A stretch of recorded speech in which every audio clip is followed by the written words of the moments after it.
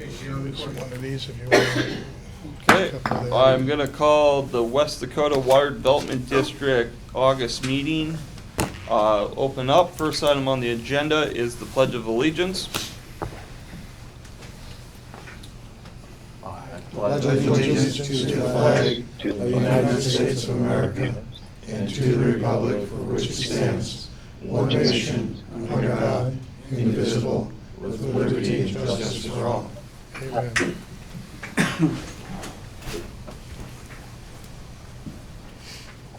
Next item on the agenda is the roll call. Koth. Boucher. Driscoll. Here. McGregor. Here? Mullally. Here. Young. Here. Mack. Here. Klein. Here. Care. Are you here, Craig? We got him? Still on the line. Hey, Craig, can Okay, yeah, I've got you again. I messed up there. I don't know why. Okay. That's a here. Yep. Okay, 2 absent. Okay. Next item on the agenda is approval of the agenda. The board cannot take any official action that's not on the agenda. Does anybody move to approve the agenda? Move to approve. Second. Move to approve by McGregor, seconded by Klein. Discussion on the item. There's some discussion. Is that a no vote? Hearing no discussion, all those in favor of approval of the agenda state by stating aye. Aye. Aye. Opposed, same sign. Hearing nothing. Item number 4 is the conflict of interest. Conflict of interest. If any of the directors have a conflict that is on the agenda, please at this time state the item and what the conflict might be.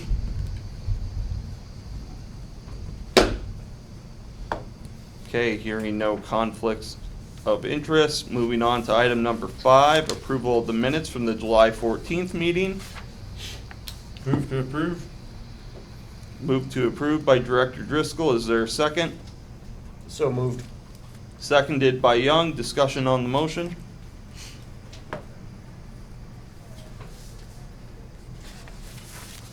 Hearing no discussion on the motion, all those in favor of approval of the minutes of the July 14th meeting state by stating aye. Aye.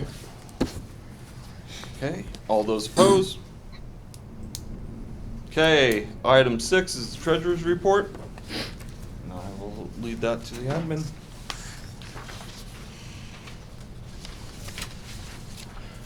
Okay, treasurer's report starts on page 5 with the statement as of August 3rd, showing a total of $1,140,004.08. And then the comparison, January 1 to, whoops, I didn't get that date changed. That should be August 3.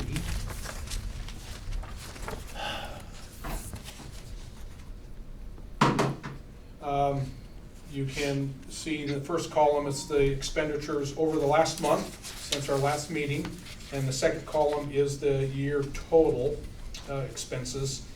And there's been very little change last month. There was not much outgoing except just the normal office expenses with rent and the phone and those types of things. So total expenditures last month was just less than $4,800. And I think that's the end of that one, figure 1. Figure 2 is the current projects. Gray are the active projects. And again, there was, except for a bar engineering invoice, I think that was the only expense that went out last month. So total project obligations are $327,865.25. With the timeline in figure 3 that has not changed. So are there any questions?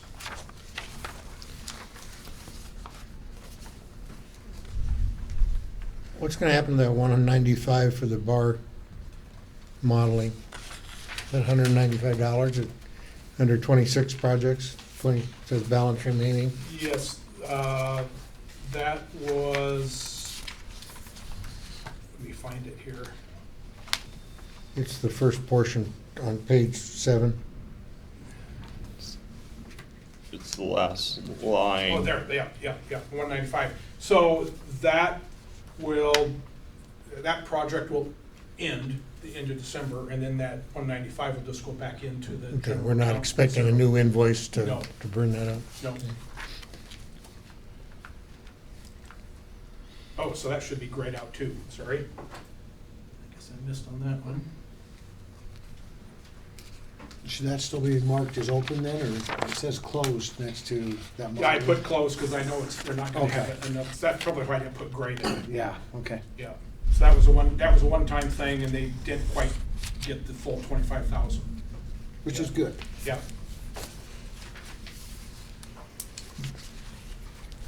Is there a motion to Can I approve? ask one quick question? On the EPA 319, at 133,000, that's the grant amount that we're gonna get? That is the West Dakota's part, Our part, okay. and the 319 money that is at Danner is, I believe, even 200,000. Okay, thank you. So it's a total of 333.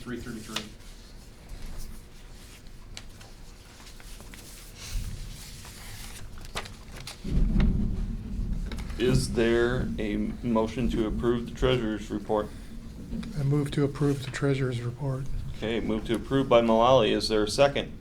Second. Seconded by Klein. Discussion on the motion?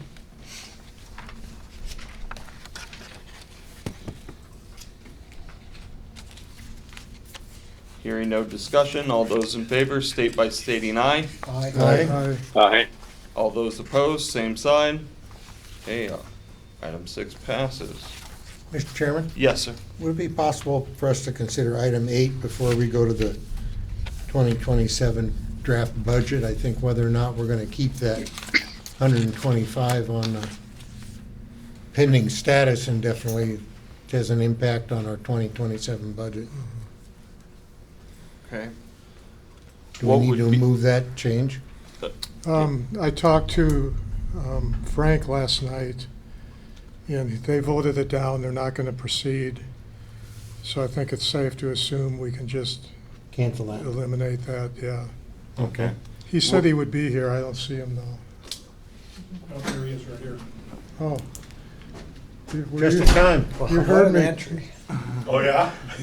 I just said, he said he'd be here. Okay, do you want to move it? Yeah, Mr. Chairman, I'll make a motion that we move item 8 up above item 7 on the agenda. I'll So that second. 8 becomes 7 and 7 becomes 8. Okay, do we need to get a substitute for approval of the agenda, or is approving the agenda just I'll showing? just do it as an amendment. Okay. And seconded by Care on that. So discussion on the amendment to the approval of the agenda. Director McGregor is requesting that we move the informational update for Green Valley to item 7, and then move the approval of the 2027 draft budget to item 8, so a flip-flop. Discussion on the motion.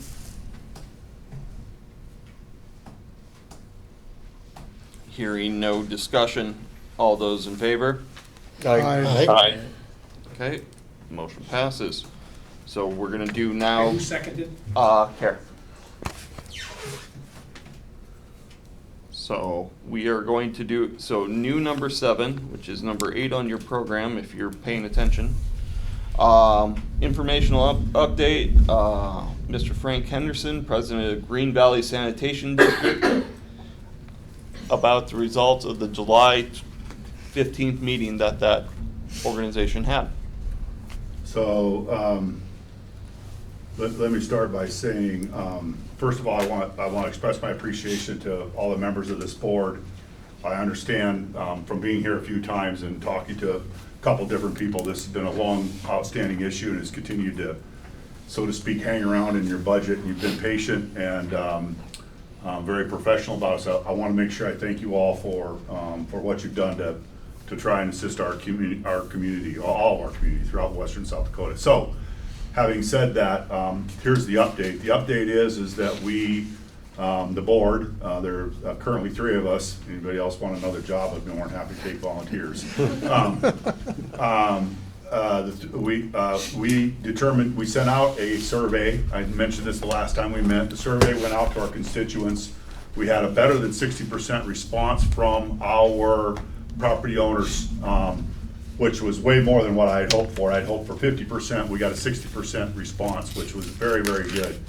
Out of that 60% response, 90+% were opposed to the sewer system. It was a clear-cut opinion from our residents. We had a discussion at our last meeting. There was a motion. It was seconded. It was approved. We've canceled, terminated the sewer project. We have terminated it. There's still a lot of problems that we have to face on it. We got a lot of tasks in front of us, dealing with funds. That's what you guys are doing here today. I see you're doing your budget. Dealing with funds that we've received, agencies, we have a lot of stuff in front of us still to work through. But as of this point in time, we have terminated that sewer system project. Let me say this as part of that, though. None of us know what the future holds, right? I mean, none of us do. In recognition of your previous patience and your previous support, and hopefully realizing that we've come in here to be professional, to be straightforward, and to provide you information and updates. Request that, should we in the future have some need or have a request for a water improvement item within our district, that we could come in here and still present and be considered for any funding, grants, opportunities, assistance, professional, financial, whatever it is that we might be able to get out of this group. So what I'm saying is that we've canceled the sewer project. I know you've been patient with us. It's very much appreciated. And if the future there's an issue, I can only ask that you still consider us and not hold the past against us, that we all move forward in a positive direction. That's what we're trying to do, is move forward in a positive direction and be good stewards and representatives of our community. So that's my update and my request. And I don't want to sound like I'm begging, but just in the case in the future I come back, okay? Don't meet me at the door with I would say, as long as you meet all the requirements, I feel like a request you should be more than welcome to come back. Now, I cannot guarantee you that the board will approve it, but I can at least say you're always welcome. Well, then never mind everything I just said. Well, I'm gone in 4 months, so I don't want to give you might false have a whole hope. new board by then. Yeah, no, I completely understand. Yeah. That's part of the professional respect for all organizations. You have your requirements. We come in here, we meet those requirements, you consider us, that's all I can ask. Mr. Chairman, I'd move that we rescind the $125,000 previously allocated to the Green Valley Sanitation District without prejudice to the district to come back to us for future funding requests as they may consider reasonable. Okay. Second. Seconded by Young, and I'll give Larry a second to. Do you want the without prejudice, or is the? Yeah, stick it in without prejudice. That just simply means they can come back. Very much appreciate that wording, thank you, sir. Okay. Discussion on the motion? Well, I just echo what you said, the board, our goal was to clean up the creek as best we could, so we're still interested in that. And it really wasn't a terrible burden. It was just a line item that just kept showing up every treasurer's report, so no money lost or anything like that. So thanks for your Welcome. summary there too. Yeah. You're welcome. Yeah, Dan. Well, for us, it's just bookkeeping to get it off of our books at this point in time, but there's absolutely no reason for this board to hold a black mark against Green Valley, you know. There were a lot of circumstances there, and, you know, probably the biggest of which, you know, back in the pandemic days, and costs ballooned and everything changed, and, you know, you folks have done nothing wrong, you know. It's just the way the cookie crumbles. Agreed. Thank you. Inflation.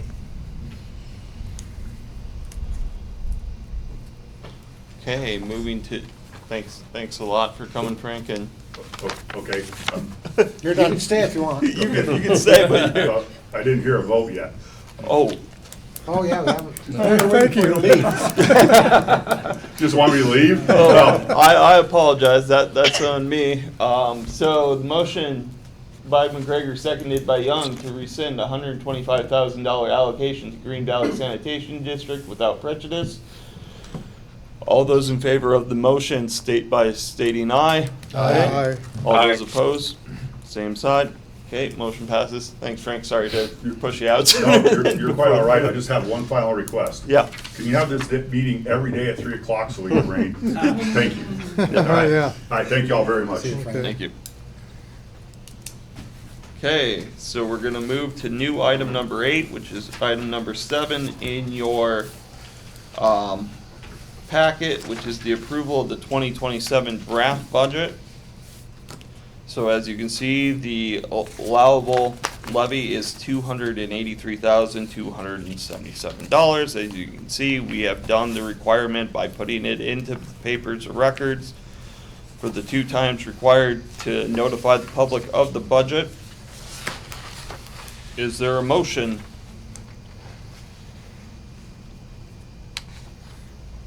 Mr. Chair, Yes. there are really 2 ways to look at this. There's the spreadsheet one, and then there's the one in the paper. Yeah. And I'm not saying they're inconsistent, but I'm going by the one we published, because that's what the public was given, so Mm-hmm. just to let you know my thinking on everything I say. Okay. So I don't have a motion yet, but obviously the 125,000 isn't in our budget anymore, so that would be one item. Mm-hmm. But it was in the budget when it was published. Right. Right, but this is a draft budget.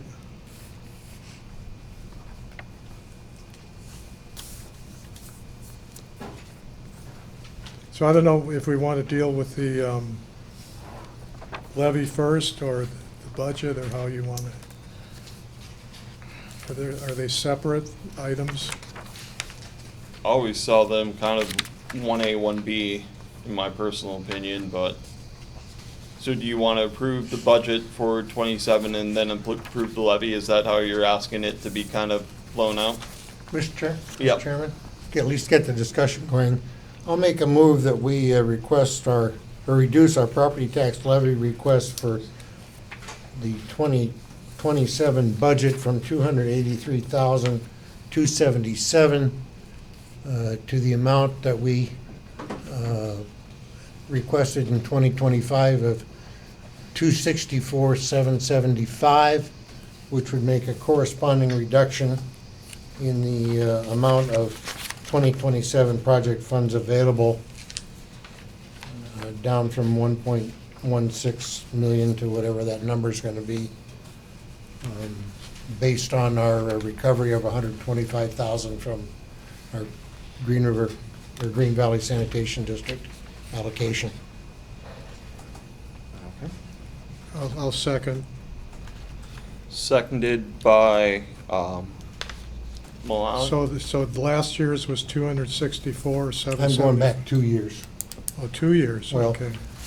Not this year, 26, would just take us to 274. Going back 25, be 264, $775 according to the numbers that Dan Driscoll gave us.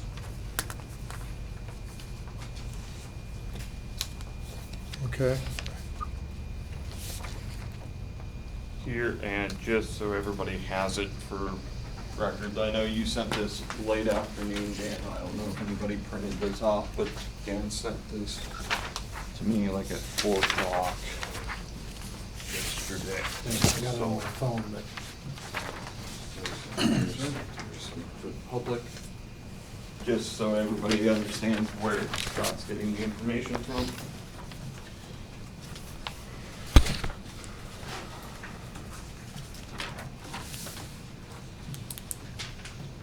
Okay, discussion on the motion. I know I didn't give you one, Dan, but did you want No, one? I've got one. Okay. I'm just- gonna make another substitute motion, which would be to go in at last year's request, 274,359. That's what we had on the table, back in our July meeting, and that didn't fly. At that time, we pretty much knew that 125,000 was out the window, and, I guess I was comfortable taking that step back. I'd be comfortable with the bigger step a year from now if we don't start actually seeing more money going out the door, but, for now, one step down is enough for me. So that's my motion, last year's amount of 274,359. Is there a second to that motion? I'll second that motion. Seconded by Young. Discussion on the substitute motion? Mr. Chairman, I'd be opposed to that. That only basically reduces our request about $8,502 in light of the $125,000 we just recovered. The original motion would reduce it $18,502, which in itself may not be enough. Given the history of what we've seen, even without the Green Valley money, we'd recover in a little less than 2 years, and we've got plenty of money to carry us through. So I would be opposed to the substitute motion. Mark, you had. I was just Director gonna Klein? agree with Director McGregor that the amount is 18,500, with McGregor's proposal about 8,000 with the other. We have currently for 2027, $235,000 approximately going out. We have the 125,000, that's 110. We have over $1 million, about $1 million still at this point, 998,000 plus. And I think that a little tax relief and going back 2 years, the extra $10,000 would say, that we are very concerned about taxes and using money wisely that the public entrusts to us. Okay. Any other discussion? Yes, Dan? I agree, and I would support McGregor's motion, and I did kind of a approximate history here of our funds.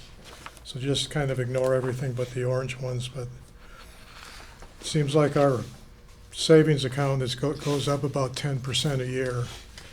And so I think we can afford to, you would expect it to go up just from inflation, but I don't see a problem with knocking it back to the 264,775.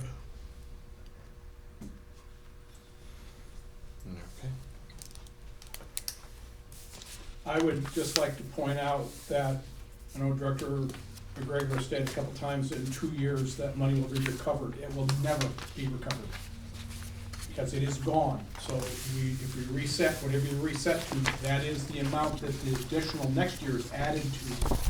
And so in 10 years from now, if you reduce it by 18,000, you have then reduced West Dakota Water Government District's income by 180,000, and it'll never be recovered. So as long By as we're aware of that. recovered, I meant we would be back up in allocation in 2 years to where we would be requesting this year. Not the money itself recovered, but our level of request, Yep. of funding request. I agree, what we take away today, we won't get back. Director Mullally? And I'll add that our legislators have been wise, and they have a mechanism, if we don't have enough money, we can do an opt-out Rapid Valley Fire Department does opt-outs every year. Are you saying our legislators have been wise? That's what I heard. What state are you from? Well, trying to be nice. And Well, I understand the I'm mar- conflict you've got. I'm but- married to one, yeah. Yes, Director I Klein. would, I'd like to have the problem where we need to opt out. I really would like to do that. I'd like to expend the funds that we have and have enough to go forward. And I haven't been on the board that long, but I haven't seen that we have a huge number of people knocking at the door for money. I'm really glad that we have projects that are coming and seeking our assistance, and I think we need to get more of them. But and I think that we can do with less. Yeah, and I've heard complaints from constituents, why are we squirreling away money? And I'll say, well, we do get interest on it. And they say, well, if I had that money myself, I could be getting my own interest on it. So there's that. Hearing no other discussion, moving to the substitute motion by Driscoll, seconded by Young, to reduce the 2026 levy to $274,359. All those in favor of the motion state by stating aye. Aye. All those opposed? Aye. Aye. Aye. Aye. Would the motion maker like a roll call vote, or? We just as well, so it's on the record. Okay.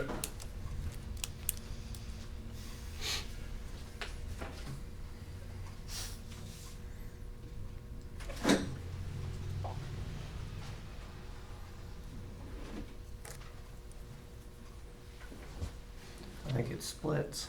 Of course, I didn't hear Craig. He was against. Okay, Koth, Boucher, Driscoll, Aye.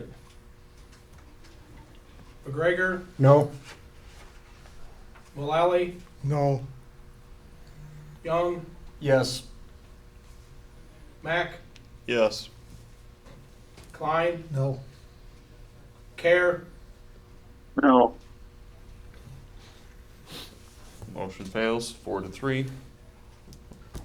So then we go back to the original motion by McGregor, seconded by Mullally, to reduce the levy to ask for from the available $283,077 to the 2025 level of $264,775. Discussion on the motion.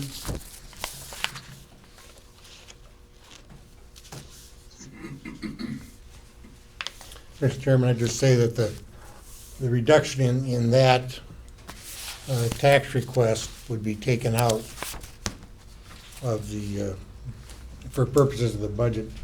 It would show up in the allocation available for 2027 projects, which I think takes it from 1.16 to 1.42 something.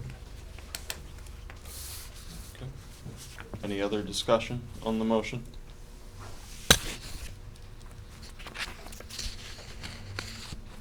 Okay, hearing no other discussion, all those in favor of the motion state by stating aye. Aye. Aye. All those opposed? Aye. That was a nay on that? Correct. Okay. So passes 6-1. Director Driscoll was the nay vote. Do you want that in the record, or? Okay. Makes no difference at this point in time. We've done the right thing to reduce our request, whatever the amount is. The amount is really kind of secondary. We really need to have more projects coming in the door is the real bottom line. Okay. And then, and I'm gonna ask you, Director Mullally, just because you're a little bit more knowledgeable on this, do we need a separate vote to approve the budget for this year, or? I would say it's probably a good idea. Okay. Is there a motion to approve the budget? As amended? I'll move to approve it with the change of striking out the 125,000 from the Green Valley sanitary district. And the levy as well? Well, Or is that separate? we just voted on the levy, right? Yeah. That's in that budget. Oh, I see what you mean, yeah, so with the correction, thank you. Correction to the levy also, and then the totals would need to be recalculated.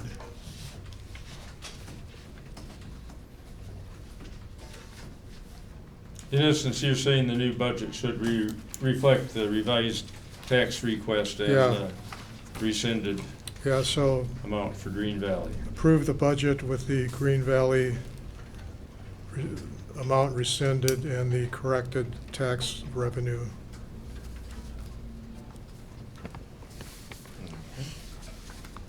Is there a second to that?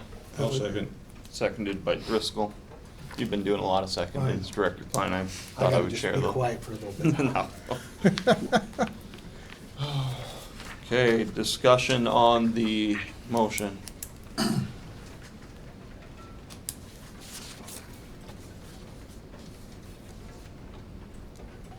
Okay, hearing no discussion on the motion. All those in favor of the, Aye.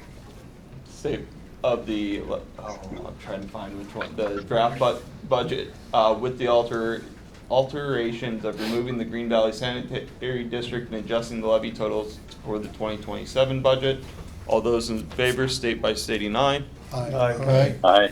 All those opposed, same side. Okay. Item is taken care of, and I will say, this is the first time in 8 years my heart rate did not go over 100 beats a minute during that, so thank you, everyone. This is the second time I've seen us reduce the levy. You might have been here when Ken Moss was here. Yep, Yeah, that was that was the third meeting. And that was also the same time where we got in with Green Valley Sanitary, just to put some history on it. yeah. Wow. Item number 9, funding request, second vote on Resilient Headwaters Holistic Riverscape Restoration Planning, $35,000 for the Black Hills Watershed Collaborative. Lori Brown is, I believe, here with the collaborative, and I believe is Director Young's item, so if you want to fill us in, anything important? I suggest we vote, Okay. and Yeah, I'll make the motion. I'll second.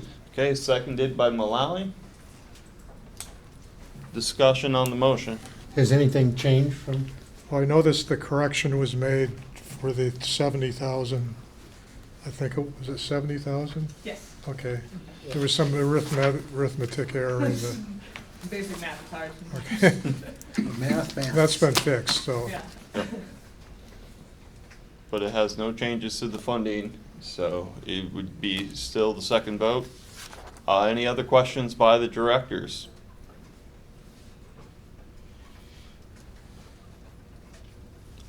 Hearing nothing, all those in favor state by stating aye. Aye. Aye. All those opposed, same side, passes. Pleasure doing Oh, business. you All right, sounds good. made a trip Go for forward. nothing. Thank you all. All right, thanks, Lori. Yeah, you bet. We're counting on you not to put any beavers out of business. I don't think we'll worry about that. Yeah, we'll have our first meeting with the contractor probably by the end of the month, and we'll have you updates for you guys as we move forward. Cool. Thank you. Okay. Item number 10, proposed scope of work for HDR to prepare protection plans for Rapid Creek 319 project, segments 2 and 3, $231,440. This is an informational item because we met as a committee on the 23rd and worked through kind of our thoughts and best practices. And what is kind of being provided is kind of what our thoughts were on the item and presenting it to the board as something that the committee would like to move forward with. But according to open meetings law, we cannot make a vote on it today because it is technically a committee suggested submitting proposal. So this is more of an informational session for the board to look at it and ask our contractor questions, comments, or concerns. I'll give the floor while everybody's looking over to HDR to just give a brief overview. Granted, it's pretty much similar to what they said last meeting, but he can kind of go over if there were any changes or comments by the committee that you had implemented. Yeah, thank you, Mr. Chair. So, yes, we met with the committee on Thursday, July 23rd, had a very good discussion. And what I'd say is more things on, we have a list of items here that are things that we'll consider, make sure we incorporate into the final report. Items such as, how do we address morphology and stream erosion? How do we leverage some of the work from the last bar report? And so on and so forth. Floodplain connectivity came up. How do we address that? We talked a little bit about hydro modification, making sure that when we address that in the final report and through this project that we leverage and look at the EPA's definition. So it was a good discussion setting the foundation for moving forward. In terms of how it affected the scope of work as proposed there, we did make one addition. I apologize, I did not get this sent out in advance as I've been out of town for a couple of weeks. One of the discussions at the committee meeting, and maybe even at the last board meeting, was to develop and prepare the annual report for the Danner 319 reporting to just make sure we leverage what we're doing here to prepare that report. So under subtask 3.2 of the contract, we did add under the assumptions that we would develop and prepare an annual report for Danner.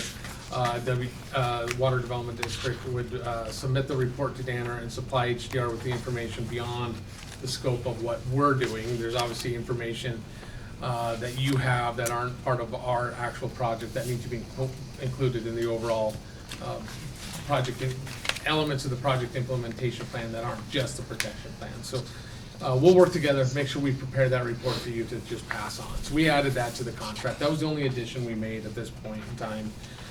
We cleaned up just a little bit of the contracting language, like just referenced the title and made sure it was clear now that you have two contracts in front of you. One for the Rapid Creek Watershed Protection Plan as defined as the project in the very first page of this agreement on the thicker of the two contracts. The second contract is, the scope of services for segment 1.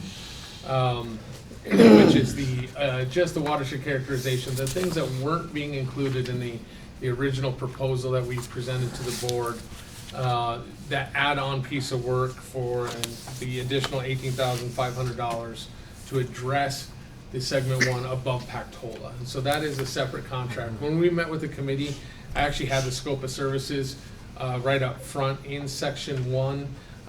Based on our contracting specialists, they still liked it as a separate attachment. And so we just broke that exact same language out. So it's attached at the end. So the scope of services as defined in that contract is just one sentence referring you to later in the document. Really the only changes that were made since we talked. And with that, I guess I could open up to any questions. What address again was that the Danner report that you made adjustments to? Oh, where was that located in the Yeah. contract? Yeah. On the main contract, which I don't know why we removed the contract numbers, but that's just how we do it now. That's the one that's for the Rapid Creek Watershed Protection Plan, the main contract for the $231,440. That's on the first page. If you click back to the scope of services, 3.2, we should add page numbers to the scope of services. The very last page of that, right before the billing rate sheet. So if you can find the billing rate sheet, just flip to the page right before that, right in the middle of the page. Scope of services, deliverables? Deliverables, and then we added a bullet in the assumptions that within those deliverables, that we really should have been probably deliverables. That we, under the last bullet under assumptions is that we will develop and prepare an annual report for Danner. I think you're right. I think that should be under deliverables rather than assumptions. Yep, that is correct. We'll make that adjustment. I still don't even see the Danner thing, I must be looking at the wrong part. Are you looking at what they just handed out today? Yeah. It's right here. before this billing rate. I'm glad you guys said that this was amended. I was going through to make sure that So Yeah. that's the one. So we that's have, what I was voting on. 3.2.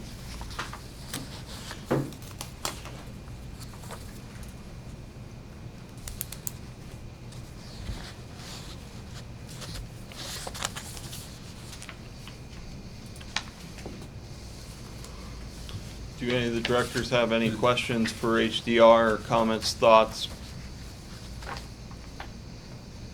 Is that the only change that we need relative to this that you handed out, which is different than what's in our packet? yep, that is the only Right. change that's been added to the scope of services. There Right. was no change to the cost as So- we proposed previously and discussed. Right, Just a so- clarifying sub-bullet that we will, That was a useful thing, so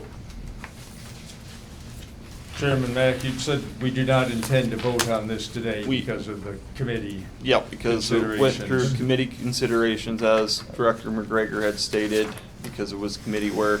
Not me, the Attorney General. I know, but I'm just saying, you're the one that kept us on the straight and narrow, so I want to give credit for, us not having any issues, so. I'm just gonna suggest that we defer action on the next item for the segment one, which is kind of an add-on. It doesn't seem to make sense to vote on an add-on until we've, approved our main contract here.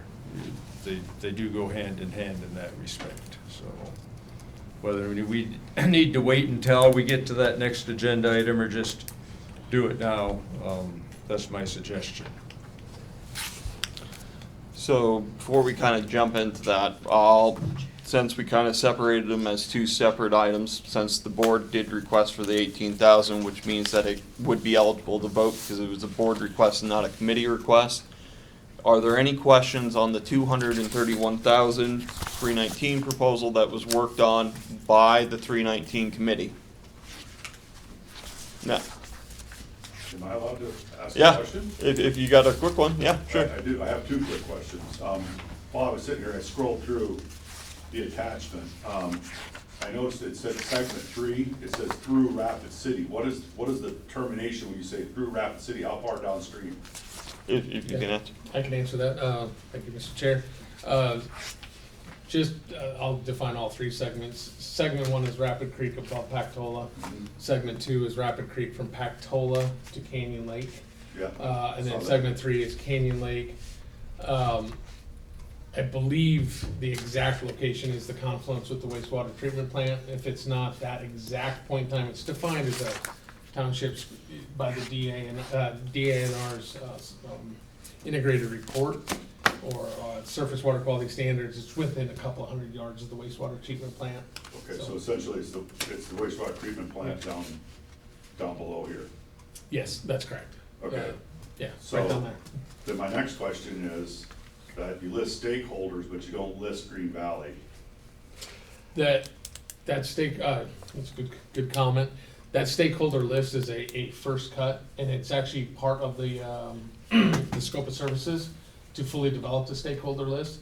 So Okay. I would describe that stakeholder list as, for example, and these types of entities, and these are the ones that we know of right off the bat. So by no means is it meant to be exclusive or not inclusive of everybody, and that list can be updated as we develop the first phase of the project. Which in this case, we're not really breaking it up into phases like what we're doing with Spearfish Creek. But as we get to the stakeholder engagement stage, we will get to an approved stakeholder list. And if Green Valley would like to be a stakeholder, if this board, at the direction we work for them, want to add them as a stakeholder we're communicating with, I would have no issues with that whatsoever. I would appreciate that, and just in clear communication. I'm a registered PE, so I'm curious as to what and I'll pull this agreement up and take a look at it. I can pull it up and print it and take a look at it. I just want to see Okay. what all those tasks are, or investigative efforts you're making. Cool. Thank you. Appreciate you letting me in. Thank you. I was just gonna say, if there's one of the public copies left at the end of the day, you can take one of those that has the prints of those documents in it. If I could pull it offline, I'll pull it offline and print a PDF. And you can have this copy right here, so one of the public comment. Yeah, I mean, it's already printed I'm out. just using so- it to reference the agenda that we did, so Okay. we have all the other I'll find attachments. all your spelling errors. I'm kidding. Feel free to and clean those up, so. Okay, does anybody else, any board members have any other comments on item 10?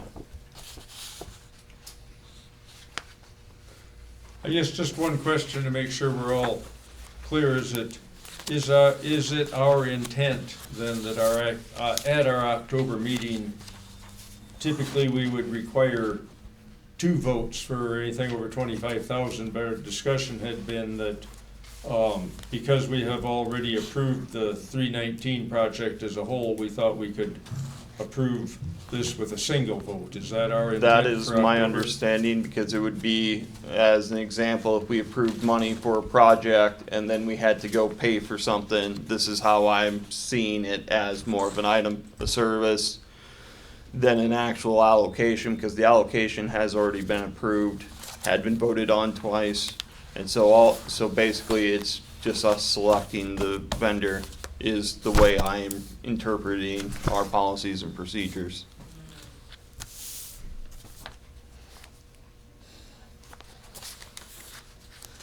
Has any of the board got any problem with that? I mean, I just want to avoid Yeah, I think it's just a unforeseen matter of detail, circumstances. you know, how that money's spent after it's been approved, making sure we have a budget we gotta keep within. So I'd actually thought we were gonna vote this time. I thought our previous meeting, we were considering it coming out of committee. But On the 319 funds or on? on this individual, the effort with HDR. Oh, The 231, the way I understood it and took it, that the committee had not met, and it was still a draft, and when the committee was asked what the opinion of, we were kind of hands up in the air, and I'm trying to be safe. That's than fine. to- I mean, Yeah. we were wanting full transparency. Yeah, Right, because, yeah, I would have approved it. Anyhow, we're all on the same page that Yep. one vote in October will Yep. suffice. Yep. So, Okay, gonna move to item number 11. Approval of the West Dakota Water Development Board request from HDR to submit a protection project plan for Rapid Creek 319 project segment 1, 18,500, as you can see in the packet and in this. This was given by HDR on the agreement for the first section of the Rapid Creek watershed. This would cover items that are not covered in the 319 plan. And as discussed at the last meeting, trying to make changes to the 319 plan might be difficult and delay the 319 project. So it was in the wisdom of the board at the last meeting to have a separate plan. This plan is up. It is under 25,000, so it would be a 1 vote. And it is separate and without any committee work on it. It is a request by the board, received by the board, so that there would not be, under my understanding, any need for it to be delayed until the October meeting. So is there a motion or discussion on the item? Does this just do for segment 1 what the rest of the plan does for 2 and 3? Is there any real difference? Just less work? Yeah, it's much less work. There were certain items specifically to the data analysis for the flow and water quality data upstream of Pactola. For the protection plan, we're dealing with Pactola as a boundary condition and only analyzing, we were up in this original proposal, only analyzing the flow and water quality data below Pactola through the wastewater treatment plant. Because Pactola has a big influence on that, and that's the start of our protection plan. So we're trying to figure out what is the baseline water quality conditions we're protecting. That's where we're starting it at. So what this does is, we're doing that same task, but we're doing it for upstream of Pactola, which was not Okay. included in the original proposal. okay. I would like to comment, and what Director Driscoll said earlier, this is kind of hand in hand with the other proposal. And so if for some reason the other proposal doesn't go through, then it would be difficult for us. I probably should have put an assumption is this scope of work was assuming we were doing the rest of it Yeah. for the other project. So if this one went away and we still wanted to do that, It would increase the it put us cost. in a little bit of a pickle. We'd You'd still withdraw and we'd still honor it. And so, and I would prefer not to start on this piece until we had the other contract in place. So you're So okay we if- could do them You'd together. be okay if we laid this over till October? I would almost prefer it. I mean, you could approve it today, but with the assumption that we wouldn't start it till October would be preferable. We could actually start doing some of the work, but then the deliverable, we want to bring them in. The intent was they would be done at the same time. So I'm gonna absolutely, I'm move to- okay with October. I'm gonna move to defer action until our October meeting. Second. Okay, seconded by Klein. So can I just change this to that, or do I have to do a sub-motion? No, because that one was never made, so you can just change it. Okay. Just a point of discussion, Yep. Chair. Reimbursable expenses, is there a cap on that, or is that, I know you got 18.5 as your total project cost, and reimbursables, actual expenses for travel? Is there any kind of estimate on that? Is that above and beyond the 18.5? No. That's within the 18.5? Yes, all of our expenses are within the not to exceed number for both contracts. Okay, So so they would be that was a within separate that. item. All right, thank you. You're welcome. And, point of just clarification on that, the billing rate sheet, this is our standard area-wide billing rate sheet for all engineering services, so, by no means do we intend to utilize all of these rates or anything else, it's just how we operate as a company. Any other discussion by the board?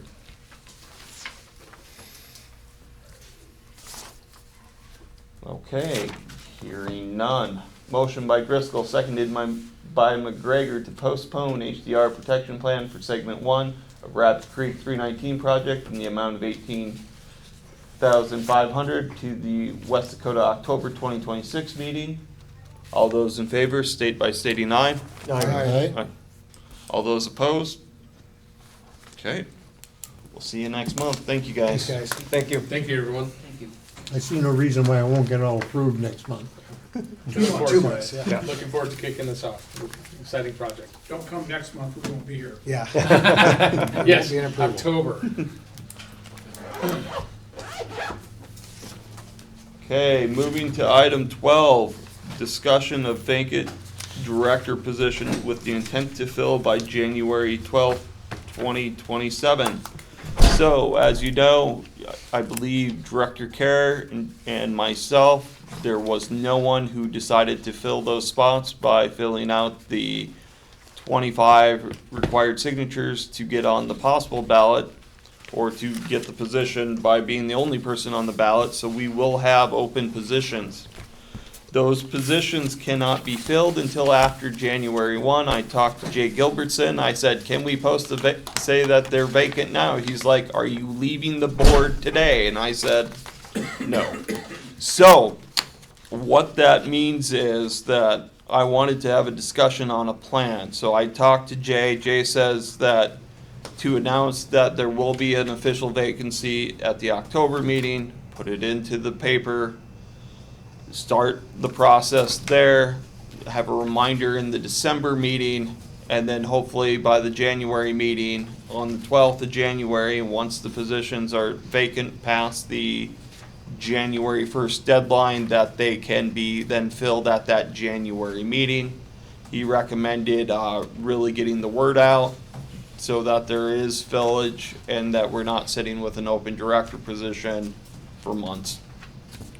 So I know there were some concerns about starting this process, and so I wanted to bring it up. So what areas are we talking? 7 and 9? 7 and 9. And you're in which one? Oh, you're in 7. 7, okay. So I am technically, that would be kind of south central of Rapid City, so. And Director Driscoll, did you know somebody that was like 5 minutes late on their petition or something? That was in Craig Care's slot. There's a person that had submitted a petition that was turned in late. But Okay, that's so neither here nor there at this point in Yep. time. So basically, it would be up to the remaining board in that January 12th, and I would suggest that your chair, since he did not do his due diligence and find a replacement, my plan is to actually work with the executive committee, make sure everything's lined up, so that those, at least the information is available, so that those positions could be possibly filled in the January meeting. And I don't want to get caught in a weird subcommittee thing where we build a committee and the committee recommends, and then we got to wait until December before we can act on anything. So I'm just gonna. What area does 7 cover? 2, 4, 2, 5. So we'll say Robbinsdale neighborhood, up to going along Robbinsdale Park off of Fairmont, if I remember correctly off the top of my head. There's a map on the internet, Yep. on our website.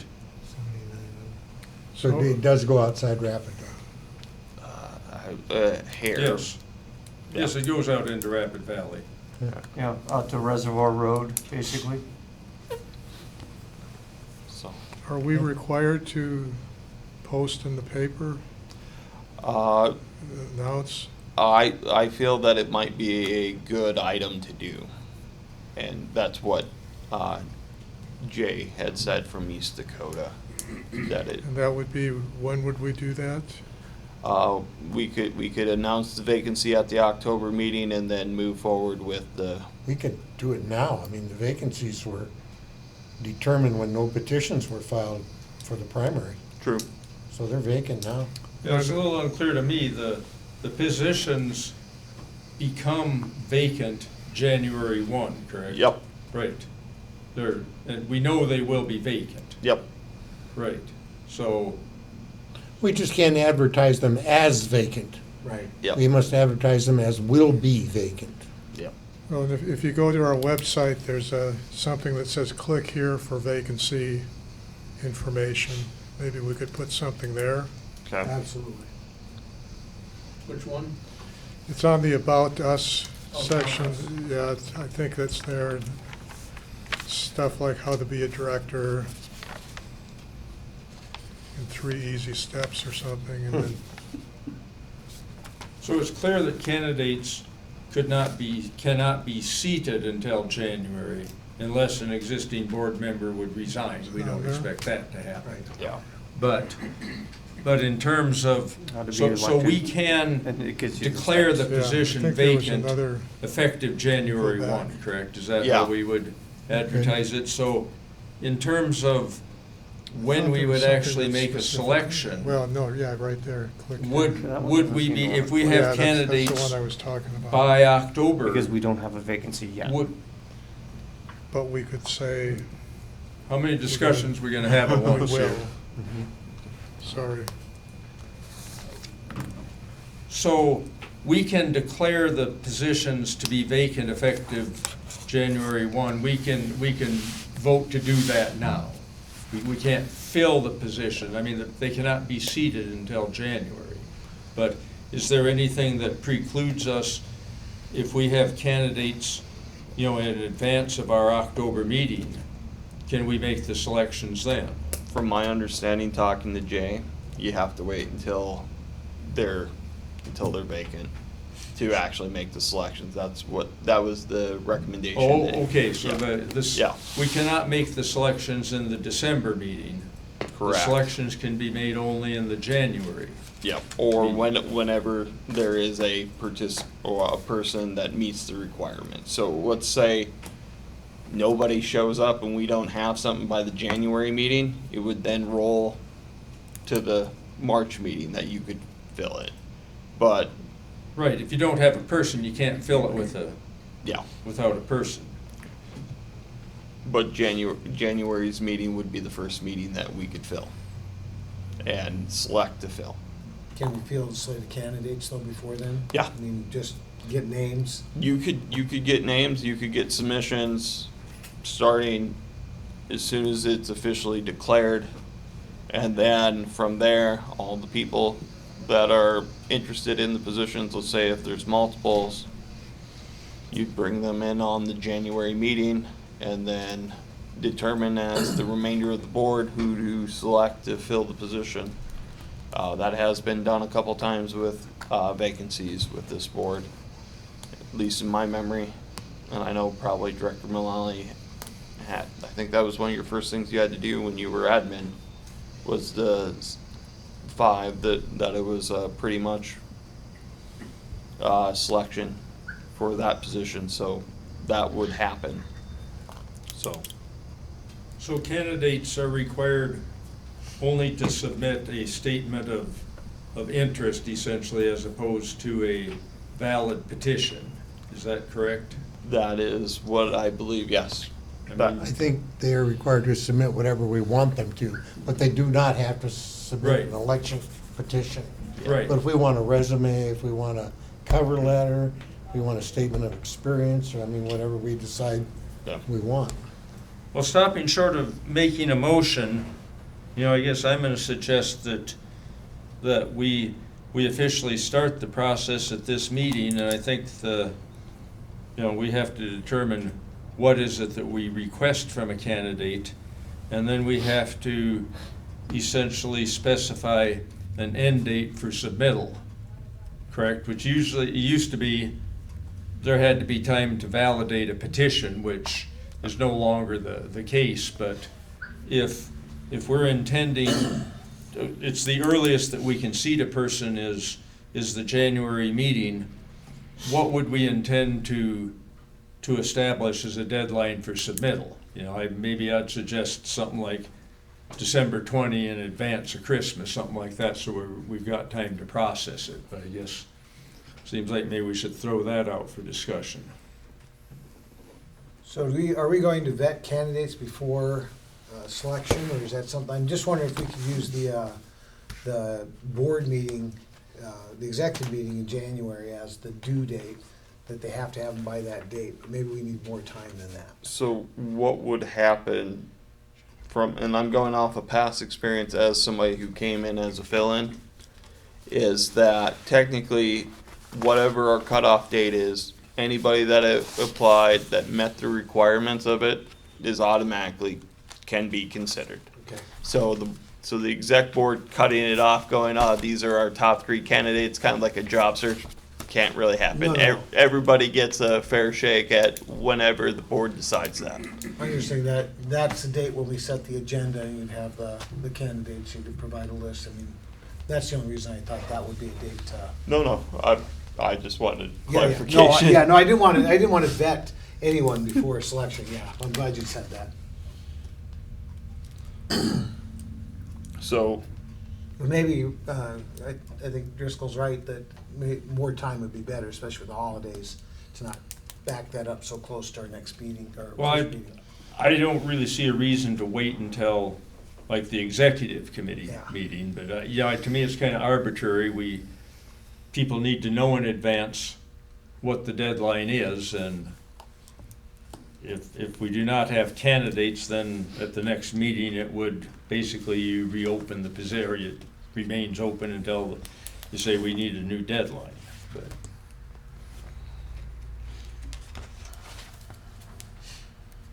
any other comments? So do we want to do something with the website? Can you bring it up, Larry? So you know what I'm talking about.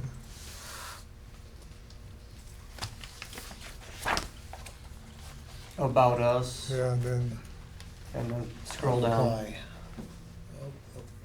who are those guys?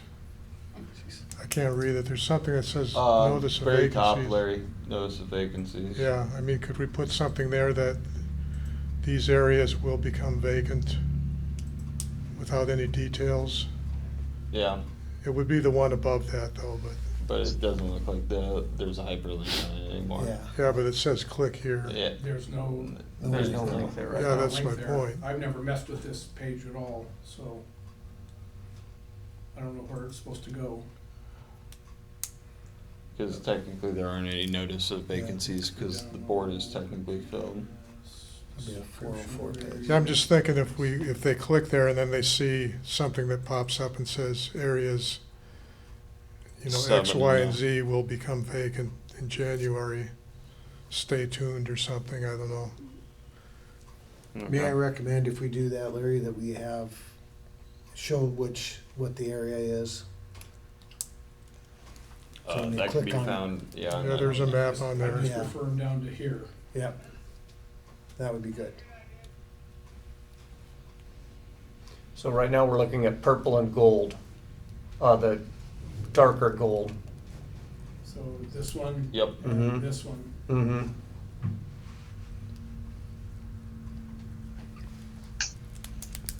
Is the other color lilac? I'm not good at that hue thing. Yeah, The one on close. the right. Yeah. I'm Sorry kidding, for I'm the- kidding. I just- For- Periwinkle. I'll have to get with Tout. I have no idea where this click here is supposed to go. Unless there was a page hanging out there somewhere. On the Yeah, we can do a follow-up on that, and we can get that organized Yeah. as a plan. We don't need to take action or a motion on that at all, do we, to get that moving? No, we I can just- I start think moving sooner is it, and better. then October I'll come back with the plan and the official announcement. And then have the board vote on it. You get a due date. Yep, so if you got thoughts, email them to me on this and we can get it lined up so we can get it moving. Any other discussion on the item? I guess my only suggestion is make sure when we come into the October meeting, we know what we're gonna ask for in terms of if we wanna call it a statement of interest, which Yep. to me, Name and address of their psychiatrist. that's, Or recommendations for one. I mean, there is no requirement other than they have to be, a registered voter within the voting area. Yep. And, yes, I would ask for a statement of interest and any associated information they want to provide. I did a full-on resume, just Oh. because that's what I think they told me, but you can put as much as or little as you want. And we Right. can- And of course, you did a petition, you had to submit Yeah, I had to do a petition, and then they told me to But bring in a resume, When you, so, when you submit a petition, all you have to submit is a petition. You don't Yeah. have to submit any sort of credentials, resume, et cetera, yeah, If you're a registered voter in the area, you're qualified, yep. got a pulse. Well, They're gonna have to show us an ID, Oh, boy. passport. Let's not go there. Photo driver's Leave license. that one. We I think won't that's be- more Larry's field. No, I'm We joking. won't have any women. So we will, we'll get that organized, and I will get things out to the board, so we can get some comments going on that, and then have the official announcement at the October meeting.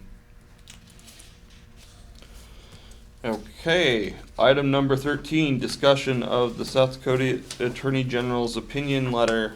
So that is in your packet. We had seen it. I want to apologize to Director Driscoll when he asked about it at the July meeting, when I said I did not know, I did not. I sent him the email the following day, and he's like, oh yeah, it's been up since Thursday. It should be in your mailbox soon. And I was like, oh, that's nice. So it has been forwarded to everyone. As you can see, the response in the letter and what the Attorney General has stated, which seems like pretty much business as normal. And then there, I believe, there is a little comment sheet by Director McGregor, providing kind of a little bit more of an explanation. I have also called East Dakota and talked to Jay Gilbertson. Jay Gilbertson was very happy that the AG did respond to our letter and did respond in the way that he did respond, which makes that this does not affect East Dakota and East Dakota's projects. He was going to come to give his 2 cents on this, but another item arose on the central time zone that he had to handle, so he is not out here. So any discussion on the AG's opinion and thoughts on that? Yes. Well, I guess what I saw, I'm kind of looking at short answers, but we are allowed to do erosion control. Yep.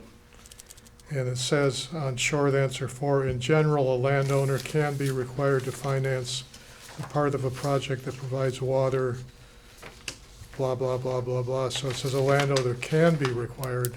Yep. It doesn't say he has to contribute. That is what it states. Yep. Okay.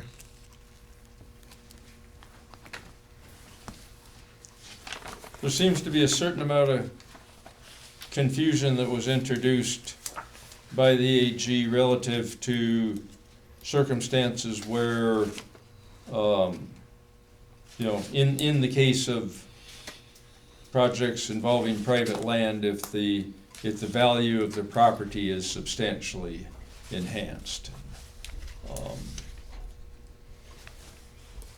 The wording about special assessments, I guess what I eventually gathered was that special assessments would be a way in which a landowner or group of landowners would be able to contribute a share if they really don't have a way to come up with contributing a share on their own. Is that reasonably accurate?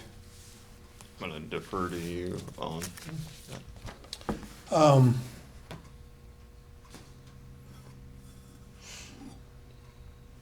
Basically, to fund a project that encompasses, or to fund it, well, let me back up.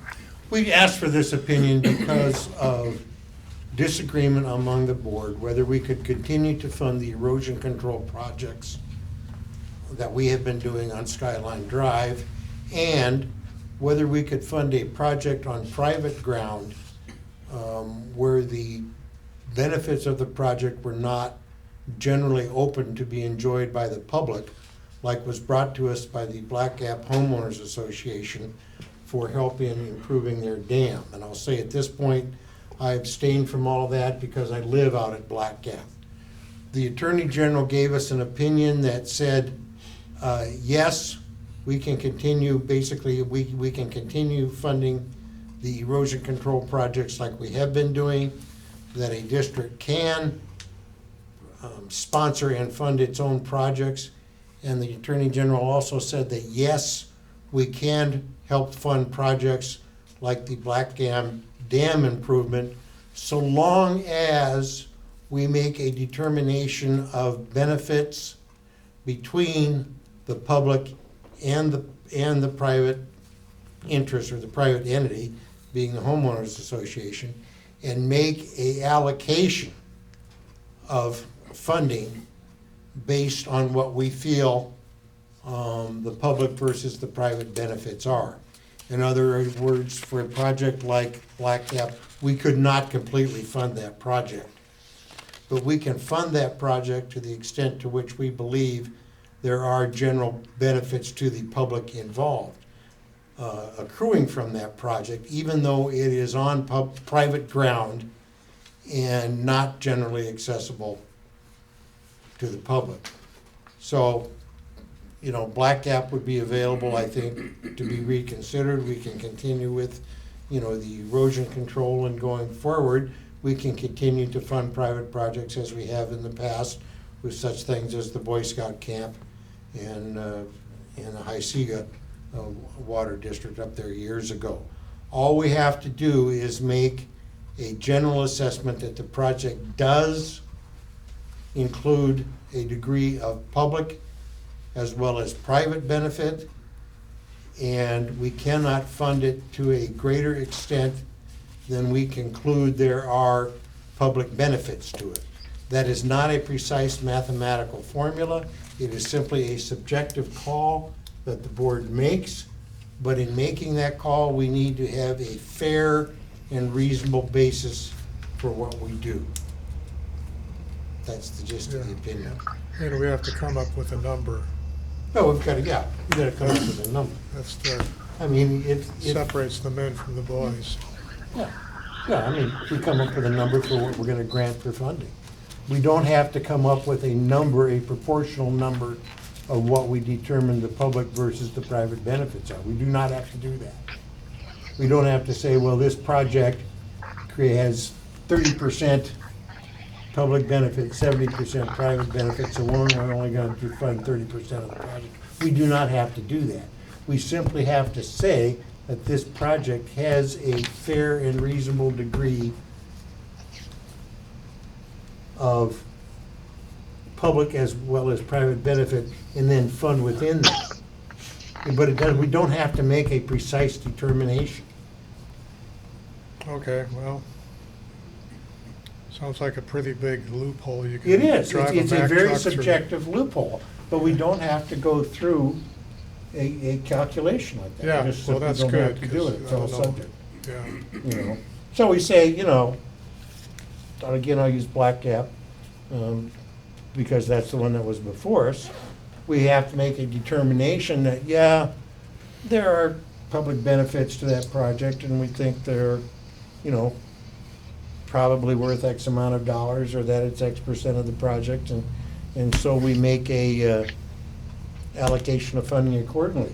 We cannot say that, no, there are no public benefits to the Black Gap project, and then fund any part of it.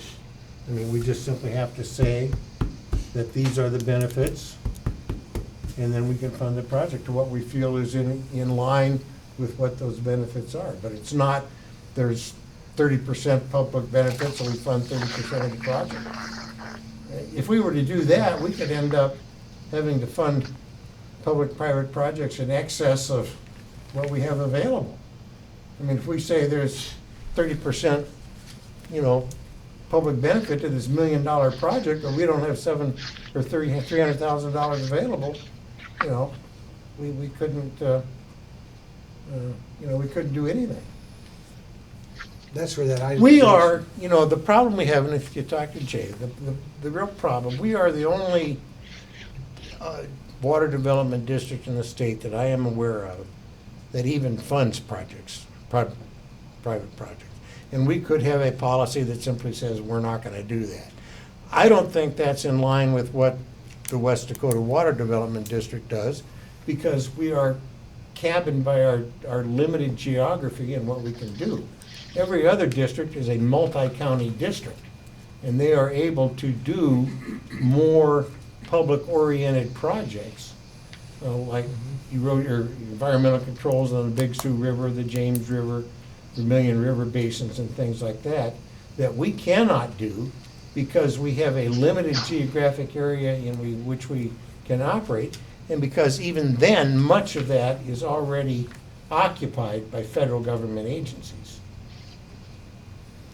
yeah, so what does this change how we do things now, other than we just put that verbiage in there?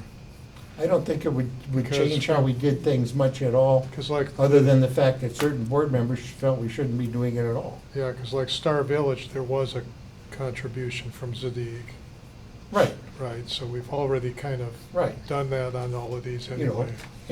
and for the city, there wasn't, but other public agencies don't need to. It's just the private landowners that benefit from what we do. You know, one of my concerns, like with the Zadig going through the bankruptcy, is a guarantee of them holding up their end of the deal. You know, would we ever get that $1,000 check if they declare bankruptcy, whether it's them Yeah. or any other group? And whether or Yeah. not we'd require, you know, some payment schedule of anyone. I think it's very important that we get the itemized budget. And so when you're considering private versus public, that we see the details on what we think is benefiting the public versus the private, and you can make that decision. I think Director Young did a very good job when we were talking about Star Village and trying to separate out the public from the private and recommending a new amount. And it's nice, it's a good thing and a bad thing that we don't have more specifics here, but I think being vague on how we assess that is in our benefit as a board. Yeah, and That we can come to an agreement, a consensus, rather than having a set percentage or number. so would you foresee us taking a proposal, you know, whatever, say Medicine Mountain or Black Gap, and then we kind of break it up into public versus private as a board at the meeting.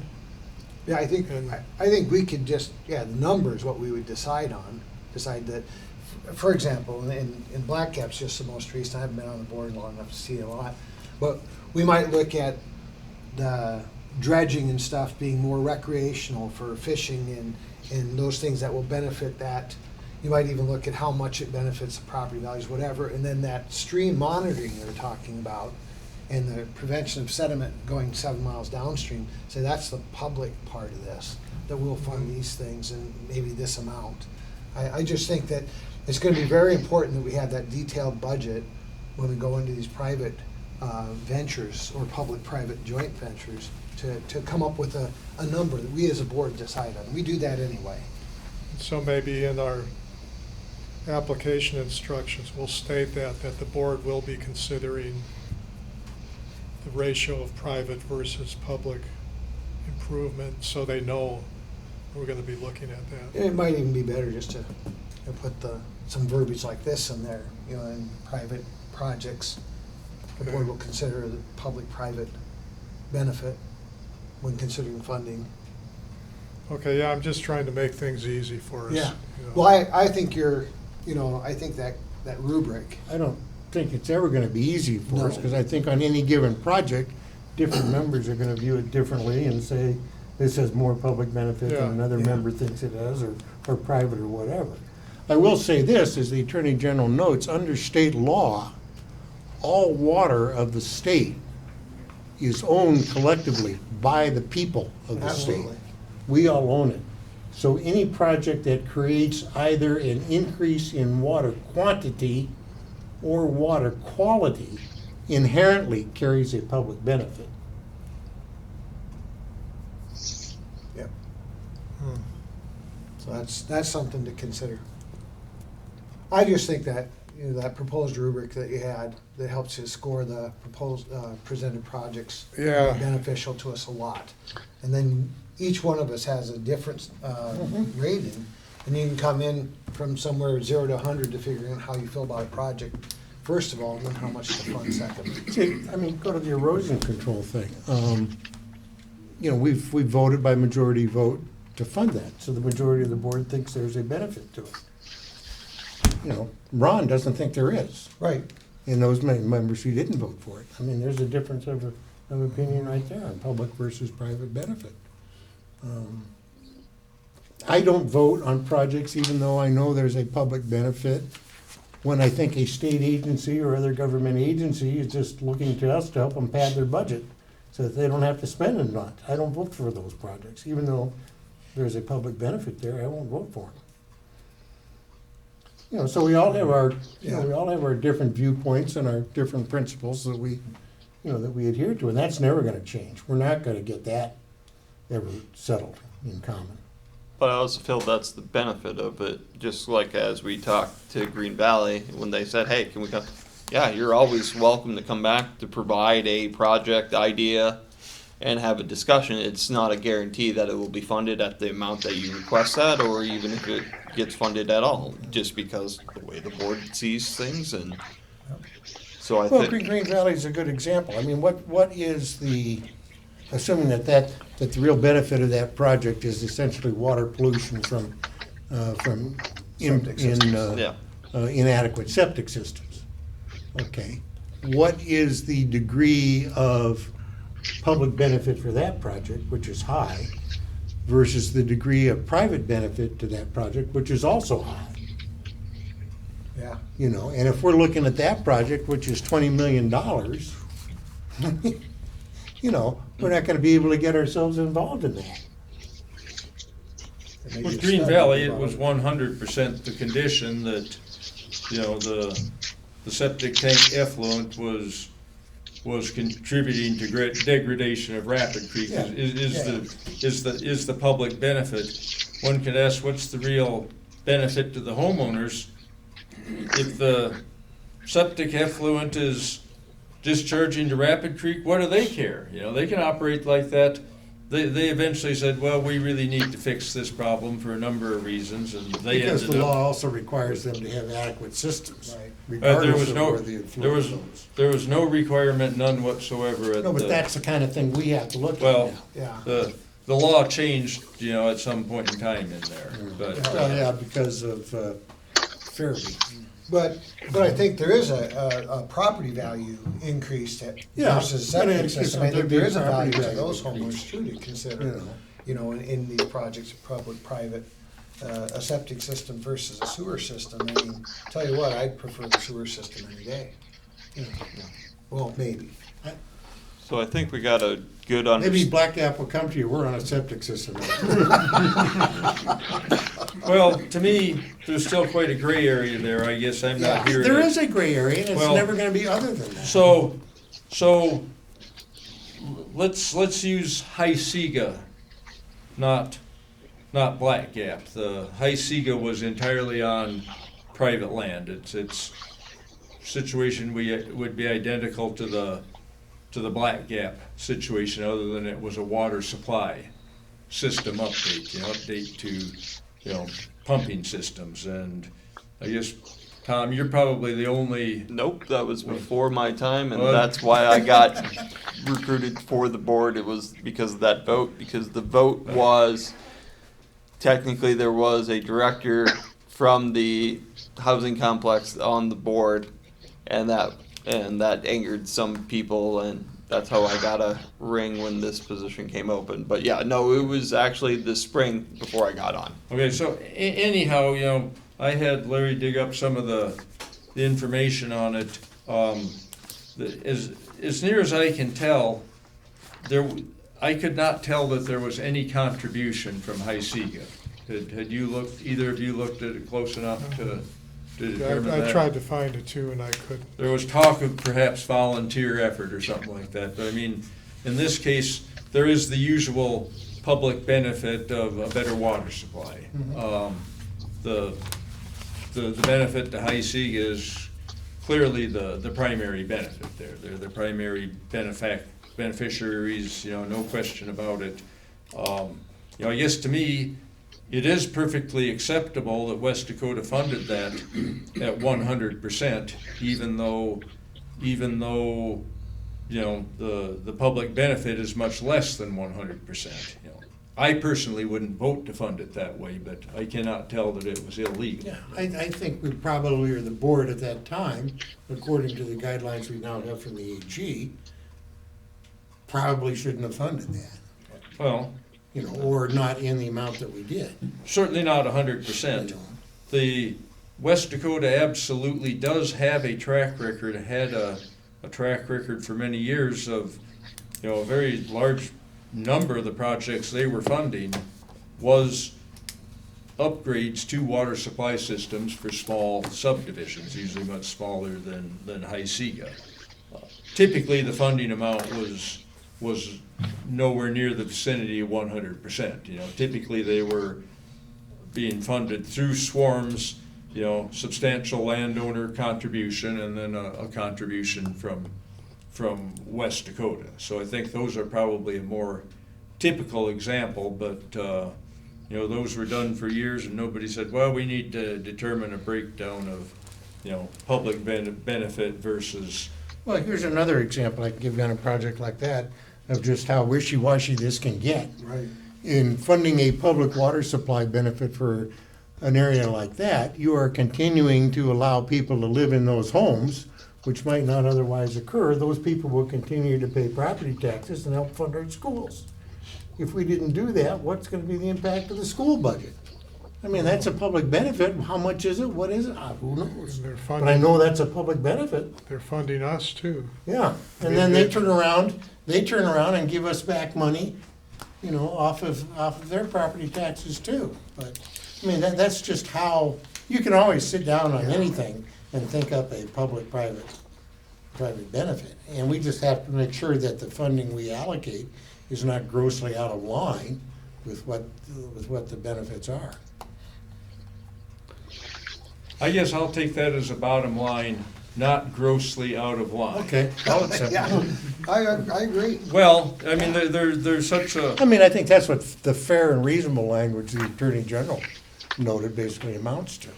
In the case of Black Gap, you know, if we were to fund that project, one could argue that it would increase the property values. You know, I would argue that the assessors wouldn't even look at that. You know, maybe it'd be more marketable to somebody to say, here's a tangible increase in property value, you can't find it. You know, the same with High Seagate, you know, so they got a water supply system, they've updated it, so.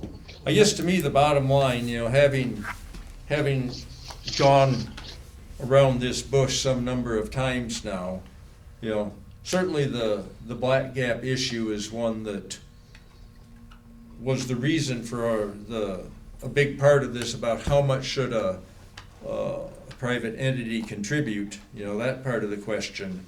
You know, I guess typically we don't necessarily reconsider votes that we've taken before, but, you know, in a case like this, you know, I would like to be able to reconsider, you know, the request from Black Gap, and, you know, I guess Robin is here, I guess, you know, if we would consider such a request, Robin, would Black Gap be intending to resubmit a request? Yes. Absolutely. Is there anywhere in the bylaws where we can't reconsider a project? So, No. so we can always take it. We cannot do a Robert's Rule vote reconsider because Right. technically it is past the meeting had been adjourned. But we cannot say to Robin after she had submitted and it failed, you can't come back. Right. She could submit something. She could even submit an updated plan now that 8 months has passed. She's always welcome, just like I told Green Valley, Yep. you're always welcome to submit, but I cannot guarantee how the vote will go. Yeah. And so that is the one thing that I want people to realize on this is that you're welcome to, because I had a conversation with our colleagues at East Dakota, because we knew that this might be coming up again. And so basically what he said is don't make it the exact same proposal as kind of his, because I'm like, what happens? He's like, well, it's going to be a little bit harder if they just send you the same documentation. If there are changes, if you found additional funding and therefore the request, you know, we would treat it like a new proposal. Now, And I think based on what we've been talking about, if they could tell us what they themselves think are public and private benefits, Yeah, you know, that would be really helpful for any of the proposals. coming give us a like that. starting Yeah, point well, so we don't have to that's kind of what I was getting at, is dream up ourselves. they need, it- like Robin's here, she knows everything she needs to worry about, but most people making an application probably don't understand what that means. We don't even really. So, do we try to use a rubric thing like this, do you think, or? It helps me. I don't know if it helps others to quantify my subjective thoughts, you know, on how much I think that. So I don't want to make it so hard for people that we don't get, No. we have See, enough trouble now spending money. No, that rubric, I think, Yeah. is for us to use, not for the public. That's for us to grade a Yeah. project comes in. You know, we can give them those criteria. but I think it all comes down to is the board has to rationalize what it deems acceptable, and that's how the vote's going. As long as, like Scott said, as long as the board can back up their comments, the board can do what the board can do. Yep. So that's, I think, is the biggest thing taken from the AG's opinion, is that he's kind of laid out what the acceptable items are, and we have been within those items for many of the items. And I think we got a good coverage on that. I think this is a good area if you read through the AG's opinion on just how out of whack a statute can get when it keeps getting amended over the course of 40 years and nobody ever goes back and really takes a look at what they're doing. So that this is, we basically have a statutory scheme that's, well, next to impossible to comply with. Yeah. We don't look at the original intent. You know. So I think we've got a good discussion. Does anybody want to get a last word in before I move on to chair's comments? I think we should do this before November, because I don't know what the next Attorney General is going to do. Don't ask for another opinion, stick with this one. Okay. So item 14 is chair's comments. I've been meeting with Larry weekly. I met with HDR, with the committee, and hammered that out. I've signed checks. I've talked to Larry about the vacant director and just some of the other minor things. I plan on making good communications and kind of a notebook of things that I thought were helpful, just so that when I do go, that Director McGregor, Director Driscoll, Director Mullally, Director Young, Director Klein, and Director Boucher, don't call me all the time. We'll try to get things set up, especially with the committee work, so that it is a smooth transition into January. So that is my big push for the next 4 months, other than the normal board activities. And I thank everyone for keeping my heart rate below 100 for this so budget far. meeting. I think frankly, we're just gonna point you to fill your vacancy. It's like the Hotel California. Yeah, you Yeah. can never leave. That's all I have. Items from directors. I'll just mention the Wannabe Beekeeper Club is meeting tomorrow, 6 PM, Game Fish and Parks. Is that bee? Open to the public, BEE, honeybee. Honeybee is an invasive species, but it's very important to our food supply. I have, just to data point, I live out not too far from here, about a mile. I was talking to Larry about this, and the things that have changed, they shut off the Hawthorne ditch. We're in a drought. They're building new developments. I've had honey production of 900 pounds in the season a few years ago. Now I'm down to 120. So I think I got triple whammied with the drought. The Hawthorne ditch was a big one.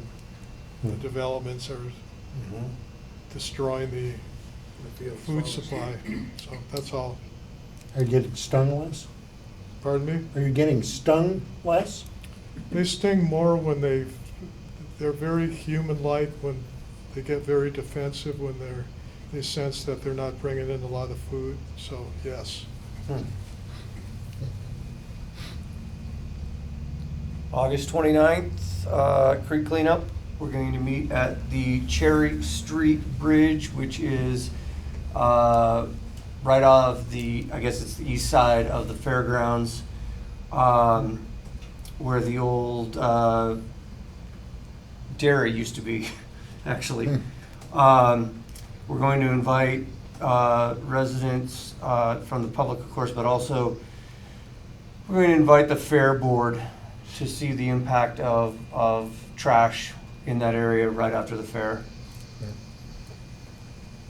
Is this with the fly fishers? Black Hills Fly Fishers, yep. If you do any social media, it's Clean Up Rapid Creek on Facebook, and it is Trout Not Trash on the Instagram. When is the fair? It's coming up. Usually it's Yes, there's 20th, Yeah. 21st, something like that. It's supposed to be almost right after that. yeah. This I think right after the fair or the second to last day or something like that. Wasn't there a public benefit because a lot of popcorn gets dumped in the creek to feed the fish? And a lot of horse shit gets shoveled in there. Yeah. So it's, nice nitrogen. Well, I'll be in Tennessee, so I won't be able to help you. I just, Dan, I'd be willing to work with you on this tool, this rubric for us to score Okay. proposals if you want to do, set up some time to do that. If Well, not, I it'd be can nice proceed on my that we own. all have kind of a common thing, at least with the same words, so that when, the way things go, somebody would go to their director and say, I'd like to explore this possibility, then we could kind of coach them, yeah, these are the things we're looking for. Absolutely. Rather than coming in blind. Yeah, and having that, knowing that those things we're gonna rate them on, would be very beneficial. But either way, I think for us, it will be all over the board on it still, but at least it'll give us something quantifiable to came to a decision on these projects, so. Okay, not hearing anything, I'm gonna move to admin. Okay, I did not insert papers for this proposal guideline and example proposal that I did last month. But I only had one comment sent to me, and I've put that in the document, highlighted, and in light of the conversation we just had, you guys just had on item 13, the AG's opinion letter, I'm gonna suggest that you are going to want to look at the comment that is there and make what you deem appropriate or suggested changes to that in lieu of the public benefit, percentages, however you wanna word that. And then if you we have 2 months, I will email you the document with that correction in it, and as a Word document, and you can tweak it, make suggestions, change things, whatever, and I'll compile those, and we can look at that in October, because I agree with Director Driscoll. I think you were the one that just said that this needs to be done prior to the next year coming in, so we should definitely take a look at that, if you want to make any changes to these documents at all. Okay, so I'll email those to you. Probably, I'm leaving on vacation 5 o'clock tomorrow morning, so it probably won't get done until next week, but I'll send them out to you. Enjoy your vacation. Yeah, I'm gonna be out of office Monday, but I'll be in Tuesday next week. You want me to cover for you on Monday? Or, okay, There. I'll just be in Tuesday, like I have several times this past year. okay. Yeah. I am going to the office right now and get the minutes and all that stuff done tonight and posted. Do all that stuff I usually do on Wednesday, I'm gonna do tonight. Okay. Anything else? Nope, that's it. Items from the public. Under 2-hour meeting, way to go, guys. You're welcome. Robin? I just wanted to take an opportunity to thank all of you for taking time to consider the Rancho Black Gap pond situation. I know we've had a few go-arounds with this, and it's been a valuable learning experience for us as well as you. And so I just want to note that I will be, we've had some discussion, and we actually just had our HOA meeting last week, so we do intend to resubmit. We're gonna repropose and hopefully do a little bit more justification of how we feel that our project does benefit the public in other ways that that maybe aren't being considered, et cetera. So I'm looking forward to that opportunity to talking to you guys and resubmitting. So just wanted to clarify what the next meeting, when the next meeting is, and what the deadline would be for us to submit that proposal. Would be second week in October is the meeting, so it would be the 13th. And then usually So by the 29th, 2 weeks before? Okay. Yeah. All right, so the 29th of October is the. 29th of September. Oh, I'm sorry, okay, thank you. We don't want you to send it then and go like. That's right, that's right, okay, 29th of September, Yeah. okay, perfect, I'll note that in my calendar, thank you. And then if I can make one suggestion. Yes. Go to the website, our website, and look up the packet for today's meeting, and look at the proposal that we voted on earlier in the meeting for that resilient headwaters thing, Okay. For a format, and the types of items in it, and how the budget should look, and Oh, perfect. we're hoping to move toward that, as it makes more sense for you guys to write it, and it makes more sense for these guys to look at it. Absolutely, I will do that, Okay. appreciate that. Yeah. Cool. You got anything, sir? No, sir. Okay, just thought I would ask, since you made it all the way through. Yeah. That moves. Nice work. That moves to item 18. Meeting adjourned. Thanks, everyone. Nice. Thank you. Okay.